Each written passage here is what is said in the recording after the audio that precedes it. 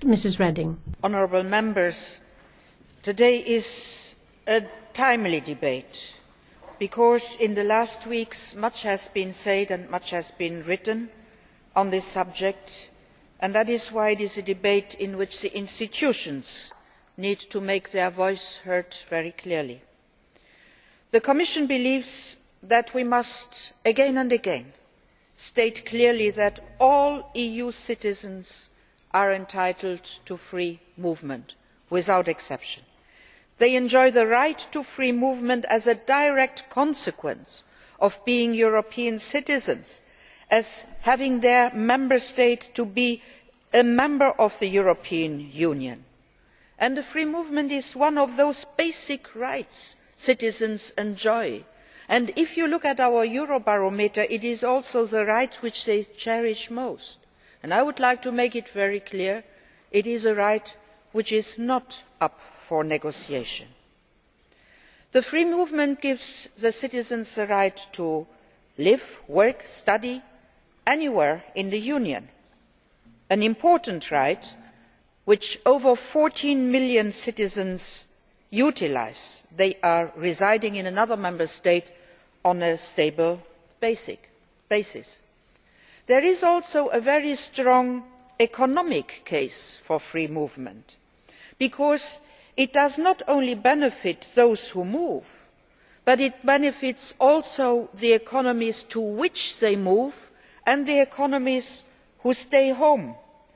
The GDP of the EU 15 is estimated to have increased by almost 1% in the long term as a result of the free movement after the 2004 enlargement. And the data, which is by the way provided by the Member States, shows that the main motivation for EU citizens to move to another Member State is for work. Of all citizens residing in another EU country in 2012, more than three quarters, 78%, were of working age, as compared to 66% among nationals. And the overall employment rate of mobile EU workers, 68%, is higher than the one of the non mobile workers, citizens, 65%.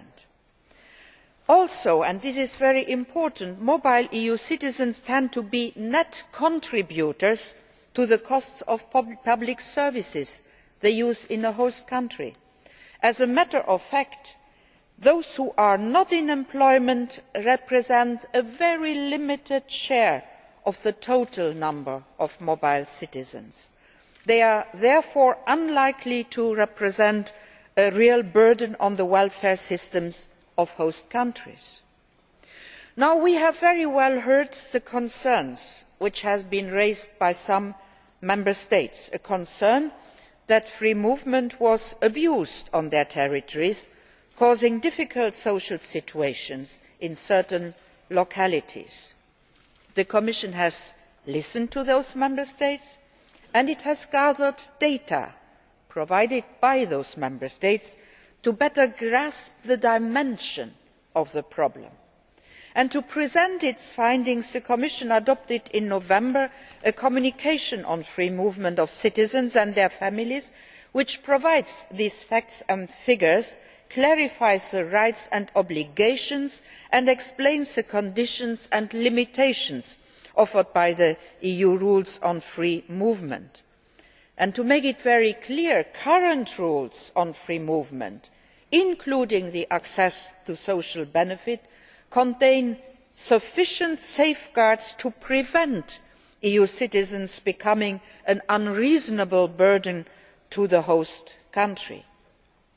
So, having said that, we would also like to say clearly that we stand ready to help the Member States in their effort to fight fraud and abuse.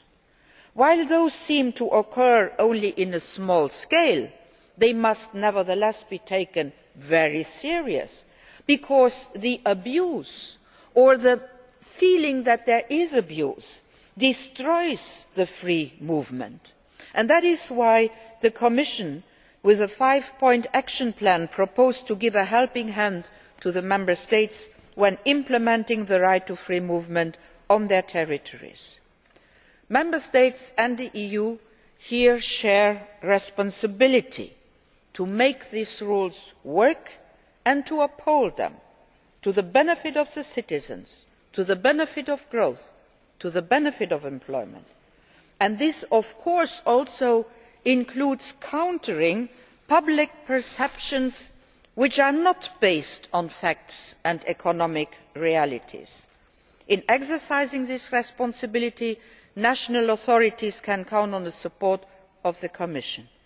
And please rest assured that the Commission is ready to uphold the EU law, and this is our duty as guardian of the treaty. We will ensure that any measure adopted in any Member State is fully compliant with EU law. And I know from experience that I can count on the strong support of the European Parliament when it comes to these questions, and our citizens also know that they can count on us, and that is what we have to deliver.